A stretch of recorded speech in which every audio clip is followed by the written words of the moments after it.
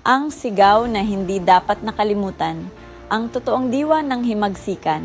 Kung may isang sandali sa kasaysayan ng Pilipinas na hindi sigaw ng galit, kundi sigaw ng desisyon, iyon ay ang araw na pinili ng mga Pilipino na huwag nang umatras. Hindi ito nagsimula sa baril, hindi rin sa espada.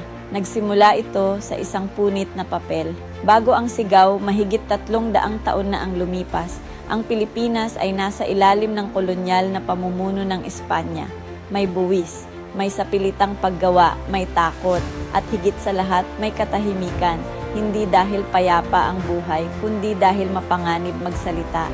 Pero sa ilalim ng katahimikang iyon, may mga lihim na pulong, may mga lihim na panata, at may isang samahan na unti-unting lumalakas. Ang taong hindi mayaman, pero may tapang. Ang leader ng samahang iyon ay hindi ilustrado. Hindi siya galing sa mayamang pamilya. Hindi siya nag-aral sa Europa. Isa lang siyang karaniwang Pilipino. May trabaho, may pangarap, at may matinding galit sa kawalang katarungan.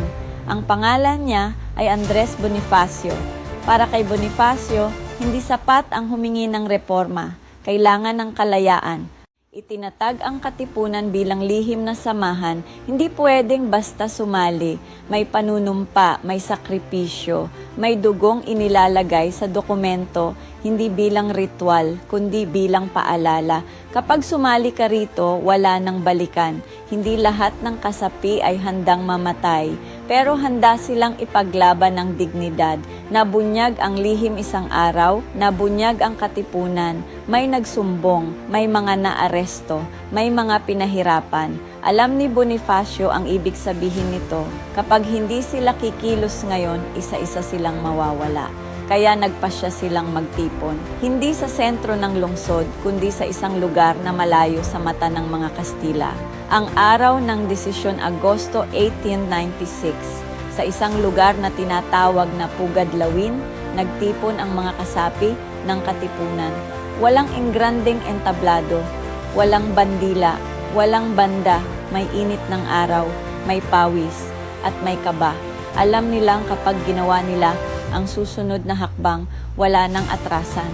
Ang punit na sedula sa harap ng lahat, itinaas ni Bonifacio ang kanyang sedula.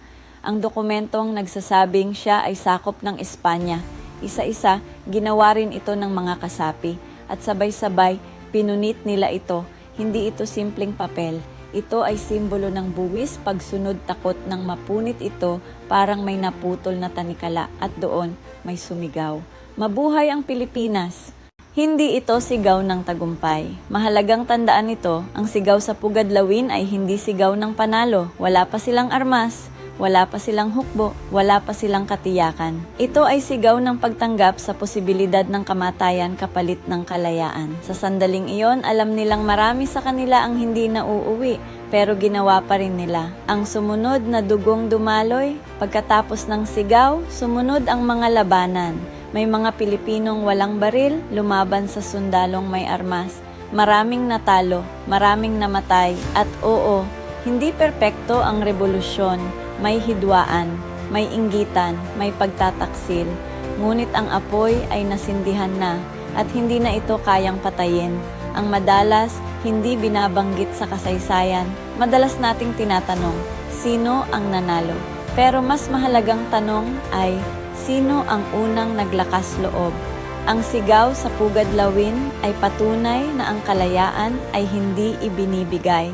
Ito ay inaangkin. Bakit mahalaga ito ngayon? Dahil hanggang ngayon may mga sedula pa ring hawak ang tao. Hindi na papel, kundi takot magsalita, takot mawala ng trabaho, takot maging iba, at ang tanong ay pareho pa rin. Kailan mo pipiliing punitin ang sarili mong tanikala?